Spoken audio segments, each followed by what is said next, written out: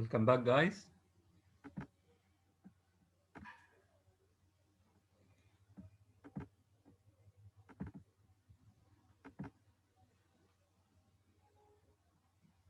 I have Salma, Matar, Nada, Mirna, Basant, Peter, Omar, Shahd, Ibrahim. So far, I have 8 students. Again, Matar, Mirna, Nada, Omar, Basant, Peter, Salma, Shahd, Ibrahim. Welcome back. Can you see the screen, guys? Yes. Okay, this is the line Peter stopped at in the last session, waiting for some other guys to join us.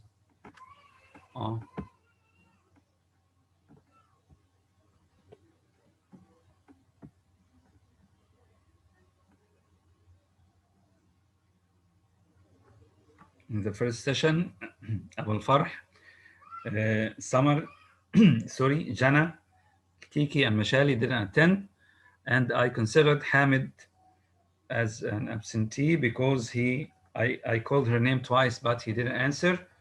And again, those who joined late, I considered him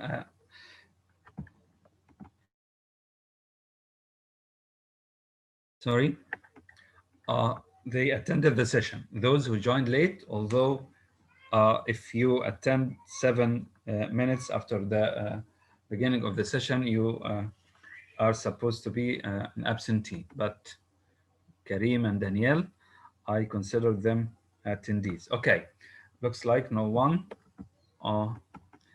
will join. Type. We still have about a couple of lines, yes, before the end of this chapter. Jerry, the messenger, who had made his own observations in his own manner and who had been sucking the rust off his fingers. You know, his fingers were always rusty, and this puzzled his son. In his absorption, uh, stretched his neck to hear who they were, who the gentleman and his daughter were. The crowd about him had pressed and passed the inquiry on to the nearest attendant, and from him it had been more slowly pressed and passed back. At last it got to Jerry. Witnesses. For which side they were witnesses? Against. So they were there against the accused. Some people are trying to join. Okay, Danielle and Haroub. So they were witnesses against the accused. Against what side? The prisoner's side. Against the prisoner's side. I'm not sure how or why, although the girl felt sorry for him. The judge, whose eyes, Mariam, the judge whose eyes had gone in the general direction, recalled them, leaned back in his seat, and looked steadily at the man whose life was in the hand or in his hand as Mr. Attorney General rose to spin the rope, grind the axe, and hammer the nails into the scaffold. You know, the attorney, the role, sorry, of the Attorney General is to ask for the harshest punishment for the accused all the time. You have Minna and Gamal. Minna, Gamal. So Gamal, can you hear me, Gamal? Before we go on, Gamal. ايوه مستر ايوه مستر Who were the man and his daughter we talked about at the end of chapter 2? Where you? انا لسه داخل يا مستر. Gamal, were you following up in the first session? حلو. مش كلها صراحة. Please follow up, Gamal, and speak in English, please. Okay. حاضر. So the attorney, it was the Attorney General's time to stand up and ask for the harshest punishment. The punishment is already harsh for the accused. Okay, and this is the end of chapter 2. Chapter 3 is relatively long. The title of the chapter is A Disappointment. And in this chapter, Anya, in this chapter, the accused will be acquitted. Acquitted, ACQUITTED. Acquitted means released, okay, or proved unguilty. Okay, a disappointment. Whose disappointment it is? We'll see. Guys, I'm not going to read this chapter with you. You are supposed to read it on your own, but I will share this sheet here. I think this one. Yes. This is a summary. I'd like to welcome Yauta. This is a summary of the first three chapters of book one. This is the chapter we studied yesterday. I put it on SMS, term three, A Tale of Two Cities. Try to find it. This is a summary of chapter one, the analysis and the glossary or the important vocab. And this is the chapter we did in the first session. I want someone to read again the summary of chapter two, please. Myrna, can you read? Yes, Mister. Okay, please. Jerry is told to take a note to Mr. Lorry at the Old Bailey Law Court and to stay there until Mr. Lorry meets him. After arriving at the Old Bailey and giving the doorkeeper the note to deliver to Mr. Lorry, Jerry makes his way into the crowded courtroom. The court is hearing a treason case, punishable by the grisly Yes. sentence of being drawn and quartered. The accused, Charles Darnay, stands quietly and calmly before the crowd until he catches sight of Lucy and Dr. Manette, who are witnesses against him. The spectators follow his eyes and are touched by Lucy's expression of fear and sympathy for Darnay. Okay, so this is the summary of the chapter we finished in the first session, and the word grisly in Myrna means bloody or harsh. And we can guess the meaning from the context. Grisly means bloody or harsh. Go on, Myrna. This is the analysis. Dickens uses the courtroom scene to vilify the British legal system. Sorry, I'm just trying to maximize it a little The bit. British I'm trying just to maximize the page. Is it okay now? Is it better this way? Yes. Okay. Go Yes. Okay.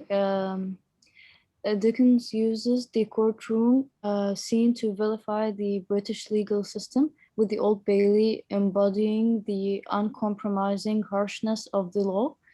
Charles Darnay's case is, in particular, highlights the bloody nature of criminal sentences. If found guilty, he will be drawn, hanged, Eviscerated. if They will take out the eviscerated vessel. while still alive, Beheaded. beheaded and cut into pieces. While such a sentence is gruesome in itself, more disturbing is the avid interest the courtroom spectators take in Darnay's fate. The man who describes the sentence to Jerry speaks with a relish, and the eager faces of the crowd stare at Darnay with an ogreish fascination. Uh, Dickens points out. Sorry. Okay. Dickens points out that such an interest in a condemned man is not the sort that elevated humanity. As Dickens shows repeatedly throughout the novel, crowds can bring out the basest natures of people. Interestingly, the one thing capable of elevating the sensitivities of the crowd is the sight of Lucy Manette's concern and pity for the prisoner. Although she was a witness against him.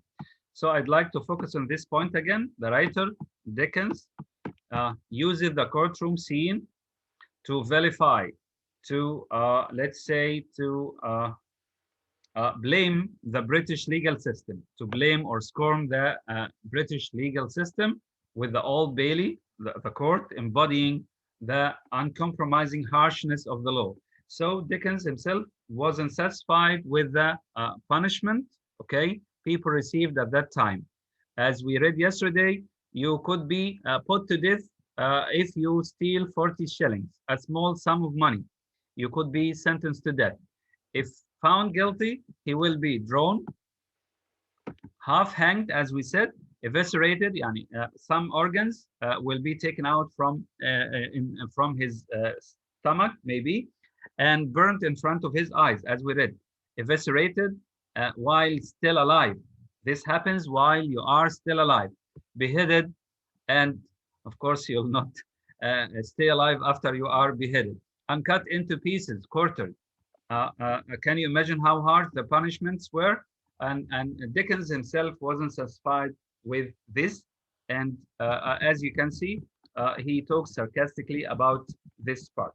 As for the glossary, Old Bailey, this is London's historic main criminal court. If you are asked about Old Bailey, what is Old Bailey in the Tale of Two Cities?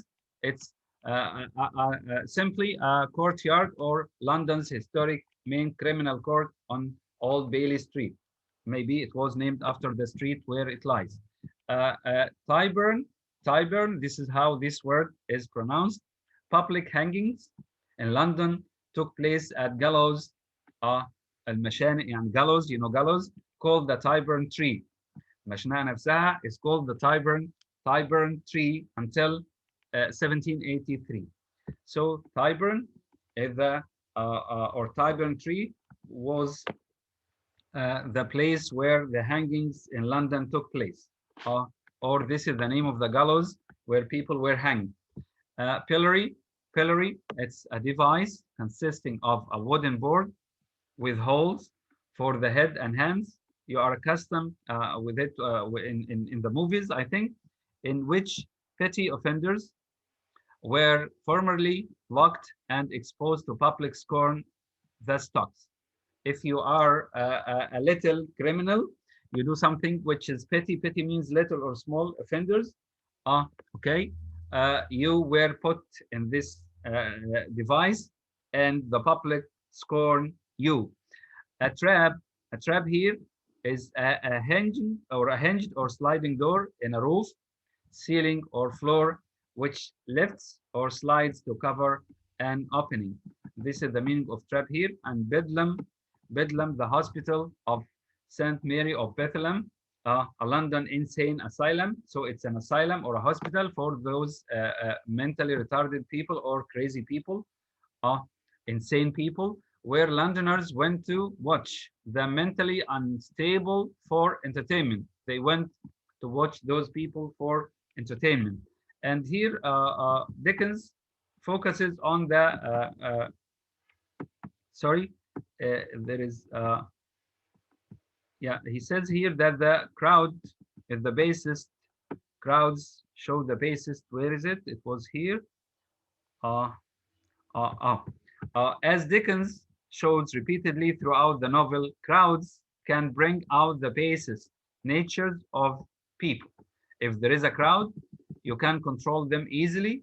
They show the basest, the worst sides of human nature. Okay, crowds are, he wants to say that those people come to relish the sight of the accused when he was waiting for his destiny or his fate. In a minute or in within some minutes or a couple of hours, he will be quartered, cut into pieces, and so on. That they came to see how he feels before this happens to him. And this is one of the basest or worst sides of human nature. They only felt for him when they saw the lady feeling for him. Okay, let's move on to chapter 3, disappointment. And again, please read it at home. Read it. It's relatively long, about 10 pages or 11 pages. Who can read the summary of chapter 3.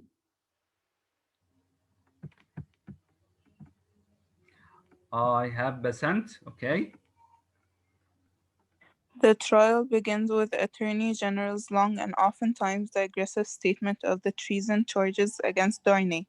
Darnay's counsel, Mr. Stryver, attempts to discredit the prosecution's two main witnesses, John Barsett and Roger Clark. But the turning point in the trial comes when Stryver's associate, Sidney Carton, alerts him to the remarkable physical resemblance between Carton and Darnay.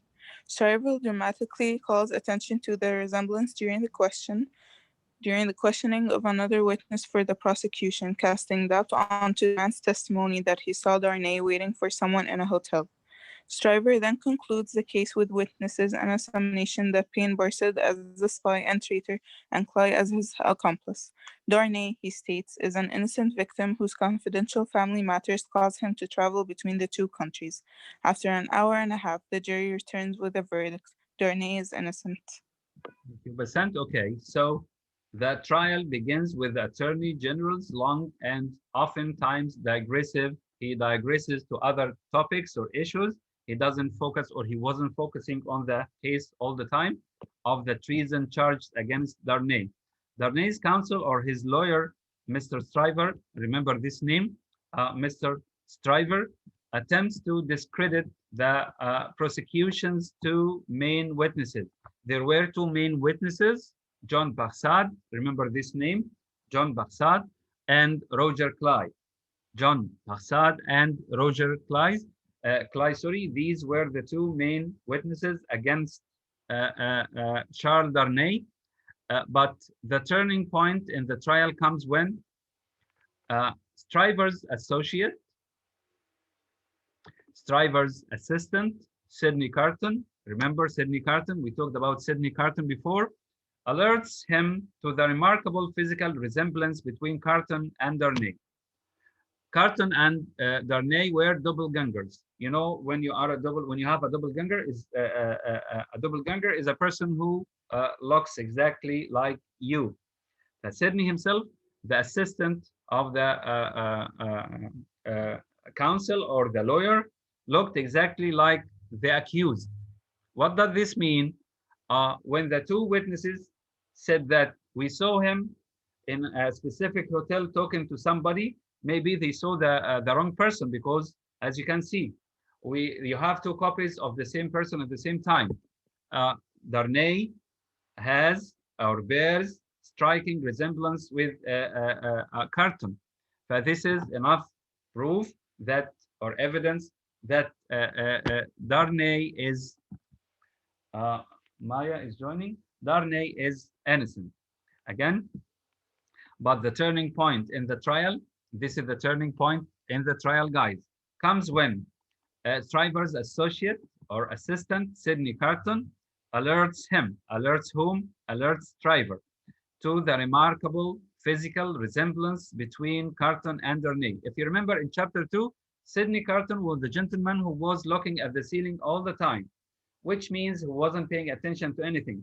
But the time you think that he was distracted by the drawings on the ceiling, he was focused on the accused more than anyone else of the crowd, and he could help him release or get his freedom. Can you imagine that? Although Sidney Carton was looking at the ceiling all the time, looked like he was indifferent to what's happening or disinterested in what is happening around him. He wasn't paying attention. He wasn't focused or focusing on the accused, but at the end, he was the one who helped him or helped him be acquitted. Stryver, the lawyer or the counsel, dramatically calls attention to the resemblance during the questioning of another witness for the prosecution, casting doubt onto the man's testimony that he saw Darnay waiting for someone in a hotel. Maybe it was someone who looked exactly like him. And here in this small place of the world, we have two people who look the same. Stryver then concludes the case with witnesses and a summation and a result and a consequence that paint this summation or this consequences. Barsad as the spy and traitor and Clay as his accomplice. So it was Barsac, the witness himself, and Clay was his accomplice or his partner. Darnay, he states, this is Mr. Stryver. He states is an innocent victim whose confidential family affairs caused him to travel between the two countries. After an hour and a half, the jury returns with a verdict with the decision that Darnay is innocent. This is the summary of chapter 3. Basant, can you go on reading the analysis? Here we see another instance of a man being recalled to life, as Dr. Manette was in Book 1. Dickens describes Darnay as being a dead man, and the crowd, which buzzes like a cloud of grey blue flies would over a dead body, views him as such. The dead man is saved this time not by Mr. Lorry or Lucy, but by an unlikely source, Sidney Carton, the disinterested and disreputable-looking lawyer who spends most of his time staring at the ceiling. Carton's apparent lack of interest in his surroundings recalls Madame Defarge's attention to her knitting. Both characters appear to see nothing, yet the reader senses that they notice more than most. Carton, for example, not only discerns a striking resemblance between himself and Darnay, but also observes Lucy's faint before the other characters. Such actions suggest that Carton is a more complicated man than his outward appearance intentionally suggests. Thank you, Basant. You read the whole analysis at one time. Okay. Uh, Here we see another instance of a man being recalled to life. We talked about two men who were recalled to life before. Can you remind me of them? We talked about two men who were recalled to life in Book 1, the first 6 chapters. Can you remind me of them? Guys, I have 17 students with me in the room now. Gamal, can you hear me? I'm just making sure you're following up. Gamal, ايوه مستر. promise? Yes مستر. Are you following up? مم. Gamal, pay attention, please, and follow up. ماشي مستر. Okay. Minna's hand, Minna's and Myrna's. Okay, Minna. Dr. Manette and Charles Darnay. Yes. Charles Darnay or Carton? Sorry. Alhamdulillah. It was Dr. Manette first, and the other one was Sidney Carton, right? I meant that he sacrificed his life for Charles Darnay. Yes, For Lucy. Sidney Carton sacrificing his life for or to let's say save Darnay from being sentenced or sent to the guillotine. We said that was like how would I put it? As if he was recalled to life again because he lived for himself, for his pleasures, as he said about himself. I'm talking about Sidney Carton. So the two people were Sidney Carton and Dr. Manette. Myrna, you want to add something? No, I had in my same two characters. Okay. Thank you. So the two characters, again, here we have a third character which is recalled to life. How is Charles Darnay here recalled to life, guys? Again, here we see another instance, another example of a man being recalled to life. How is Charles Darnay considered to be recalled to life here? Nada, can you hear me? Is your problem with the internet over? Nada? Still? Hania? Yes. Can you answer my question? Can you repeat it? I'm sorry. So you weren't following up, dear, right? Okay, Danielle will answer the question. Go ahead, Danielle. By sacrificing himself for the other man and going to his death at the guillotine. The guillotine. Guillotine. Now we talk here about Chaldernay, not Sidney Carton. Guys, differentiate between the two characters, please. Sidney Carton is the silly person who lived for himself only and he enjoyed the pleasures of life. He was unworthy, according to him. He was the assistant of the lawyer, Mr. Stryver. Okay, but Charles Darnay is the Frenchman who came to live in Britain after some after he gave up all his family's properties and came back to live in London in peace. Okay, here we talk about Charles Darnay. How did he or was he recalled to life? I have two raised hands. Okay, Mirna, go ahead. He was accused of treason, so he would have received a death sentence, but then he was saved, and Yeah, that's the idea. A yes, few minutes ago, all the people in the crowd, Peter, Danielle, and other people, were seeing him being quartered or cut and beheaded and so on. But now he is acquitted. He is free. He is innocent. This is how he is recalled to life. يعني he was about a minute or so far from death, but now he comes back to life again. He is acquitted. Acquitted again. ACQUITTED. اتبرأ. He became innocent. Okay. So, and then here we see another instance of a man being recalled to life, as Dr. Manette was in book 1.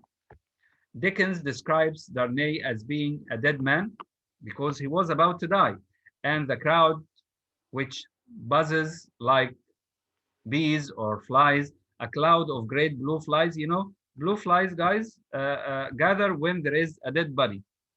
When there is a dead body, you see big blue flies clouding around the body, the dead body.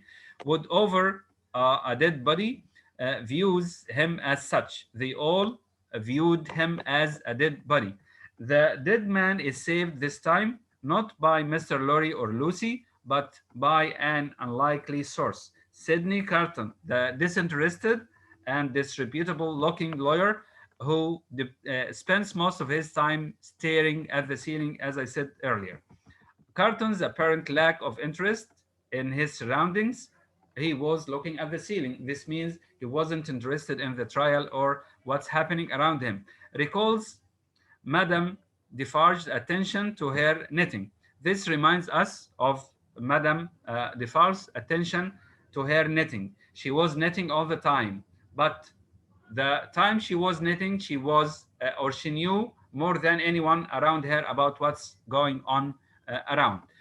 Both characters appear to see nothing, Sidney Carton and Madame Defarge, yet the reader senses, we readers sense or feel that they notice more than most of the people around them. Carton, Sidney Carton, for example, not only discerns the striking resemblance between himself and Darnay, but also observes Lucy's faint before the other characters. At the end of the chapter, as you will read, Lucy fainted and he observed it before the other characters. Such actions suggest that Carton is a more complicated man than his outward appearance initially suggests. Here we have two items of vocab only: emulate, emulate, to offer or kill as a sacrifice, to kill, especially killing yourself. In some religions, not in Islam or Christianity, I think, in some religions, it's something holy to kill yourself for as an offering to God or gods. I'm not sure which religions these are. When you emulate means kill as a sacrifice, especially when you kill yourself as an offering to the gods. Debauched, corrupted by drunkenness or sensuality. Depraved, when you lead such a life, you live for your pleasures only, as we read in the prologue to the Canterbury Tales, when you try to enjoy the pleasures of life, and you think this is happiness. فدebauched, as we say in Arabic, فاسق or something like that. this. Some people like to live this life. Okay, I have come to the end of today's session. I know still have about 3 or 4 minutes before it. Uh, I'll end it now. Thank you very much. And make sure you read chapter 3, please. See you after the break, inshallah. Assalamu alaikum.